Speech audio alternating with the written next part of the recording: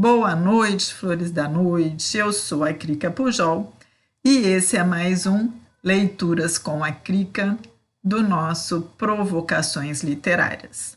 Nesta sexta-feira, eu leio a terceira parte do conto Nova Califórnia, de Lima Barreto. Pausa para os nossos recadinhos. O vídeo do Provocações Literárias com Mário Arraes sobre o Lima Barreto já está no ar. Você encontra no nosso canal do YouTube e no Facebook. Deliciem-se com o final da história de Nova Califórnia. Tubiacanga está em polvorosa. O que será que aconteceu com o químico? Tubiacanga era uma pequena cidade de 3 ou 4 mil habitantes, muito pacífica, em cuja estação de onde os expressos davam a honra de parar. Há 5 anos não se registrava nela um furto ou roubo. As portas e janelas só eram usadas porque o rio as usava. O único crime notado em seu pobre cadastro foi um assassinato por ocasião das eleições municipais.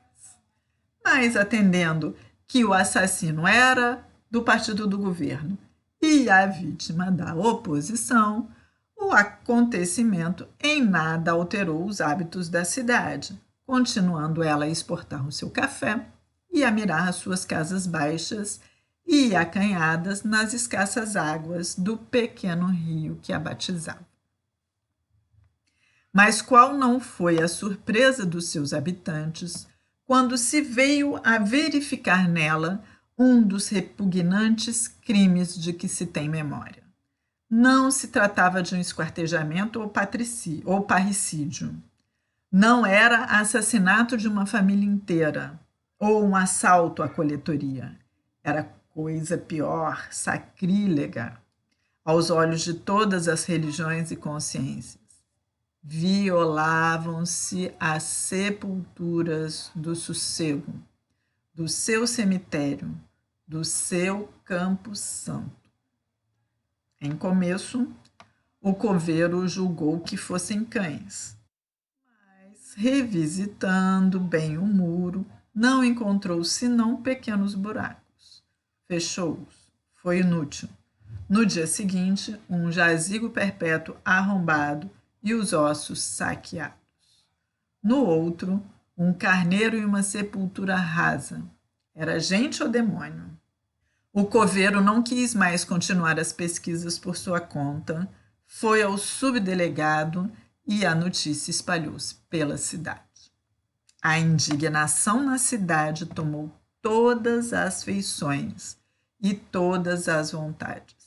A religião da morte precede todas e certamente será a última a morrer nas consciências.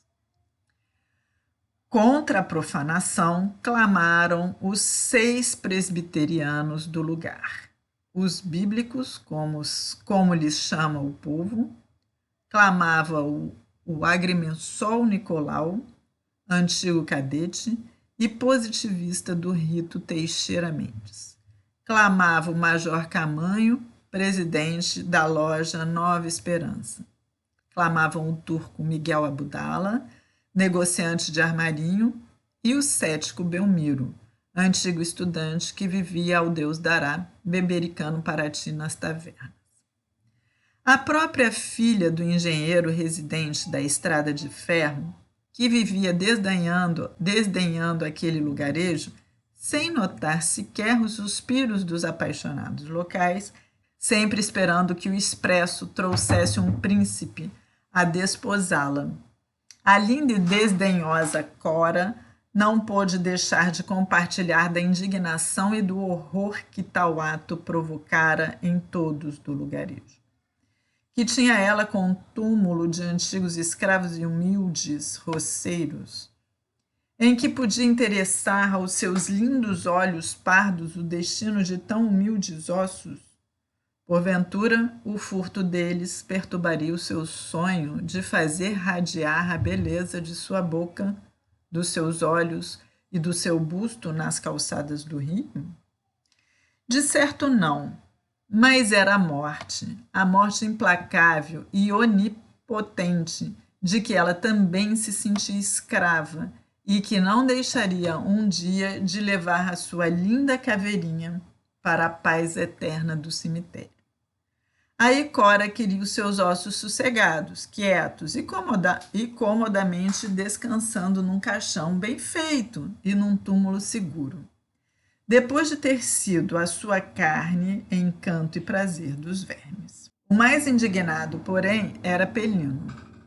O professor deitara artigo de fundo, imprecando, bramindo, gritando. Na história do crime, dizia ele, já bastante rica de fatos repugnantes, como sejam o esquartejamento de Maria de Macedo, o estrangulamento dos irmãos Fuoco, não se registra um que o seja tanto como o saque às sepulturas do sossego.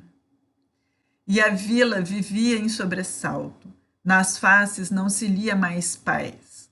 Os negócios estavam paralisados, os namoros suspensos. Dias e dias por sobre as casas pairavam nuvens negras, e à noite todos ouviam ruídos, gemidos, barulhos sobrenaturais. Parecia que os mortos pediam vingança. O saque, porém, continuava. Toda a noite eram 2, 3 sepulturas abertas e esvaziadas de seu fúnebre conteúdo. Toda a população resolveu ir em massa guardar os ossos dos seus maiores. Foram cedo, mas em breve, cedendo à fadiga e ao sono, retirou-se um, depois outro, e pela madrugada já não havia nenhum vigilante. Ainda nesse dia, o coveiro verificou que 2 sepulturas tinham sido abertas e os ossos levados para destino misterioso. Organizaram-se então uma guarda. 10 homens decididos juraram perante o delegado vigiar durante a noite a mansão dos mortos. Não houve de anormal na primeira noite, na segunda e na terceira, mas na quarta, quando os vigias já se dispunham a cochilar, um deles julgou lobrigar um vulto esgueirando-se por entre a quadra dos carneiros. Correram e conseguiram apanhar 2 dos vampiros. A raiva e a indignação até aí sopitadas no ânimo deles não se contiveram mais e deram tanta bordoada nos macabros ladrões que os deixaram estendidos como mortos. A notícia correu logo de casa em casa e quando de manhã se tratou de estabelecer a identidade dos 2 malfeitores, foi diante da população inteira que foram neles reconhecidos o coletor Carvalhais e o coronel Bentes, rico fazendeiro e presidente da Câmara. Este último ainda vivia e a perguntas repetidas que lhe fizeram pôde dizer que juntava os ossos para fazer ouro, e o companheiro que fugira era o farmacêutico. Houve espanto e houve esperanças. Como fazer ouro com ossos? Seria possível? Mas aquele homem rico, respeitado, como desceria ao papel de ladrão de mortos se a coisa não fosse verdade? Fosse possível fazer-se daqueles míseros despojos fúnebres, se pudesse fazer alguns contos de réis, como não seria bom para todos eles? O carteiro, cujo velho sonho era a formatura do filho, viu logo ali meios de consegui-la. Castrioto, o escrivão do juiz de paz, que no ano passado conseguiu comprar uma casa, mas ainda não a pudera cercar, pensou no muro que lhe devia proteger a horta e a criação. Pelos olhos do sitiante Marques, que andava desde anos atrapalhado para arranjar um pasto, pensou logo no prado verde do Costa, onde os seus bois engordariam e ganhariam forças. Às necessidades de cada um, aqueles ossos que eram ouro viriam a atender, satisfazer e felicitá-los. E aqueles 2 ou 3 milhares de pessoas, homens, crianças, mulheres, moços e velhos, como se fossem uma só pessoa, correram à casa do farmacêutico. A custo, o delegado pôde impedir que varejassem a botica e conseguir que ficassem na praça à espera do homem que tinha o segredo de todo um Potose. Ele não tardou a aparecer, trepado a uma cadeira, tendo na mão uma pequena barra de ouro que reluzia ao forte sol da manhã. Bastos pediu graça, prometendo que ensinaria o segredo se lhe poupassem a vida. Queremos já sabê-lo, gritaram. Ele então explicou que era preciso redigir a receita, indicar a marcha do processo, os reativos, trabalho longo que só poderia ser entregue impresso no dia seguinte. Houve um murmúrio, alguns chegaram a gritar, mas o subdelegado falou e responsabilizou-se pelo resultado. Docilmente, com aquela doçura particular às multidões furiosas, cada qual se encaminhou para casa, tendo na cabeça um único pensamento: arranjar imediatamente a maior porção de ossos de defunto que pudesse. O sucesso chegou à casa do engenheiro residente da Estrada de Ferro. Ao jantar não se falou em outra coisa. O doutor concatenou o que ainda sabia de seu curso e afirmou que era impossível. Isto era alquimia, coisa morta. Ouro é ouro, corpo simples, e osso é osso, um composto, fosfato de cal. Pensar que se podia fazer de uma coisa outra era besteira.